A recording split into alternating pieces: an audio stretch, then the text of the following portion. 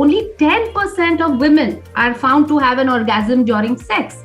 So most of them actually need a activity like your self-masturbation to actually climax. A woman firstly should be comfortable in her own skin, not feel embarrassed about her body, should be happy about the body no matter what kind of size, shape it is. It is your body, it belongs to you, love it. Hi guys, this is Mindavan and you're watching TheHealthSite.com. Well, today's topic is something which is very less talked upon, despite being so important. People barely talk about it, and that is sexual health and the importance of sexual health. And today, to throw some light on that, we have with us Dr. Sapla Shroff, MD gynecologist. Hi, Dr. Sapla, how are you? Hi, Minnie. How are you doing? I'm doing great. I'm hoping the same for you. Yes, absolutely. I don't know if it's a myth or if it's true, but a lot of people usually say this, that vagina really gets loosened up after multiple sex. So A, is this true? And B, even if it's true, is this something to be embarrassed about? Okay. So let's start by what is the vagina? Vagina is not the outside that people think. The vagina is the lips of the cavity. Let's call it a cavity or a canal. That is the labia. Those are the lips. That's the outer part. Inside is the cavity where the penetration happens during sex, right? So that is what people will refer to as a vagina. Scientifically, that's the anatomical structure. Now, this vagina is like a canal, and this canal can expand and relax. So contract and relax. So this is because it has muscles which are able to do so.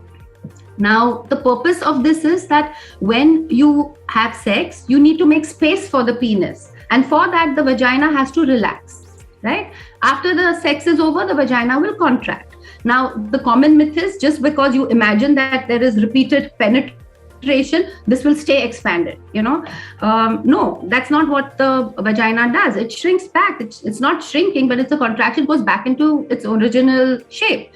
Now, it's nothing to do with repeated sex, because if that were true, then I would say that even the penis should shrink, with repeated entry, right? So that never gets asked. But yes, people do have vaginal laxity as they age. So once you start aging, just like you see your skin getting a little, lax out here, you have wrinkles here.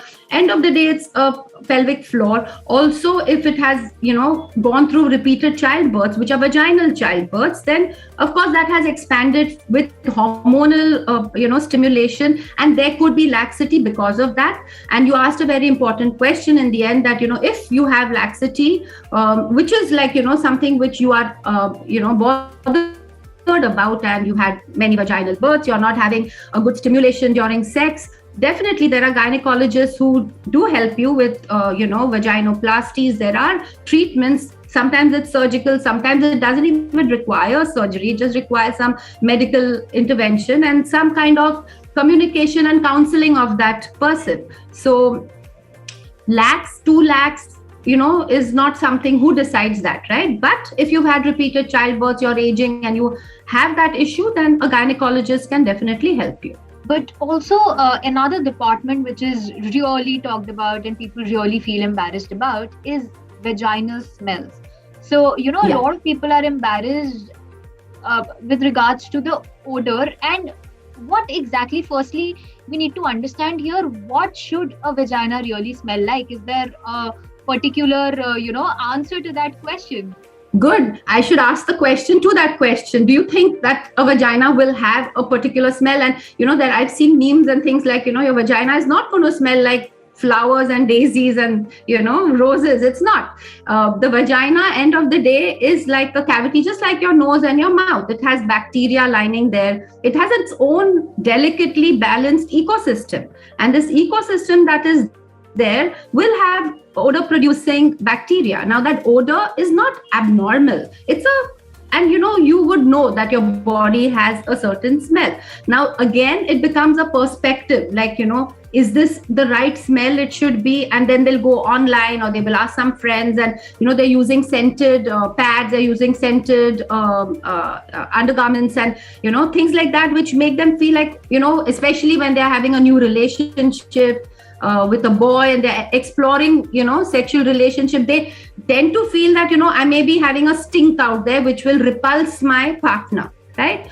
But that's not true. There is a certain odor of the vagina which actually is like a pheromone, like even in birds and animals, they get attracted not by physical, attributes. They get attracted with the smell of the hormone. So there is a certain smell which even a male emits, for that matter. But we are not so sensitive as human beings for that. The vaginal odor, when it is wrong, when it is a fishy odor, when it is foul smelling odor accompanied with discharge, yellowish white curdy discharge. You also have itching. Sometimes this is post period, sometimes it is post sex. That kind of odor needs attention. So that kind of odor is abnormal, and one, relatively someone with common sense would know this is not right.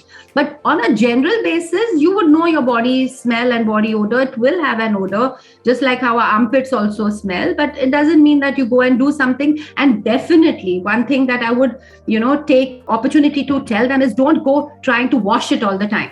That itself washes away the good bacteria, washes away your pH, washes away the lubrication, which is actually the protection of your vagina. And that can cause problems. That can cause repeated urinary infection, repeated vaginal infections, especially if you're sexually active.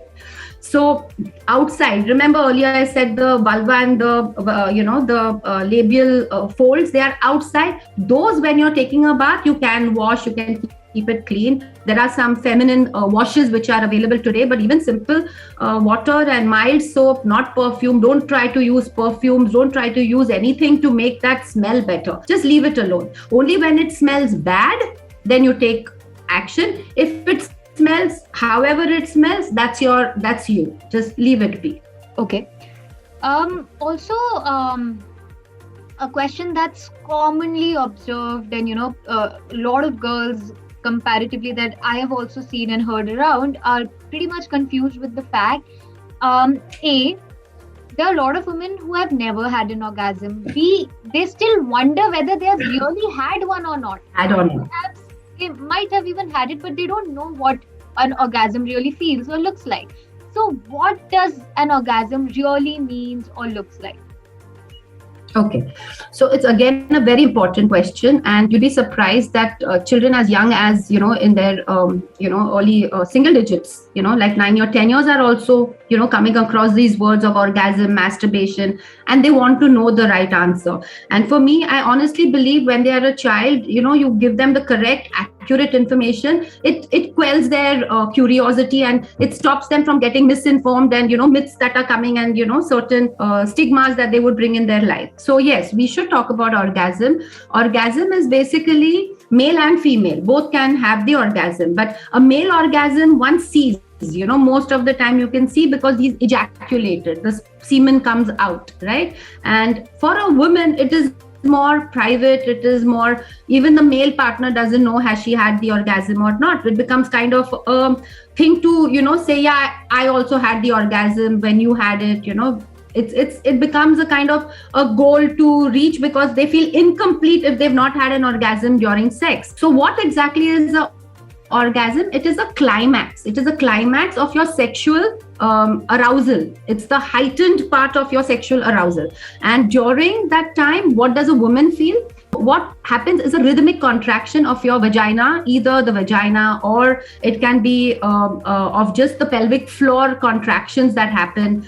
And it can be accompanied with flushing of the face. It can be accompanied with a little higher pulse rate. So one would know that you've had an orgasm because you would feel a certain change, and after that a very happy feeling, a very relaxed feeling, a feeling of like, I've kind of gone on top, like with a peak with all kind of stress, and then there's a release, and that is an orgasm. Okay, now this happens with clitoral stimulation, it happens with vaginal stimulation, and it's normal actually that almost 80 to 90% don't have an orgasm when they're having sex. And this is very important take-home message today, that only 10% of women are found to have an orgasm during sex. So most of them actually need a activity like your self-masturbation to actually climax. Women, I'm talking about. So they should know that this is normal. You still fit into that 80 to 90% who have trouble climaxing when you're having vaginal sex.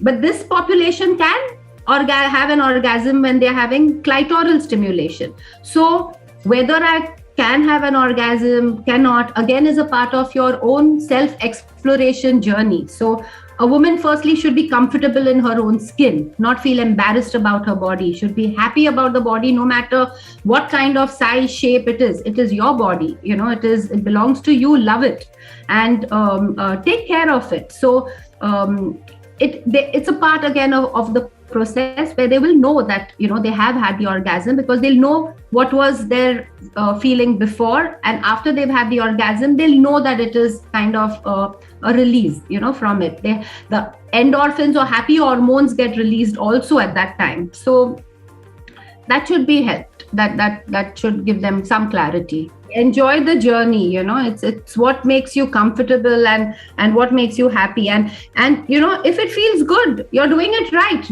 You just need to feel good about what you're doing, and that's it. Yeah, that's true, and a nice way to put it as well. Well, thank you so much for debunking all the myths today and answering all the questions and enlightening our viewers with all this wisdom and awareness. Thank you so much for joining us today. Thanks, Minnie. You asked all the so-called taboo questions in a short time, and I'm happy to have answered the same. Yeah. Thank you so much. Thanks a lot.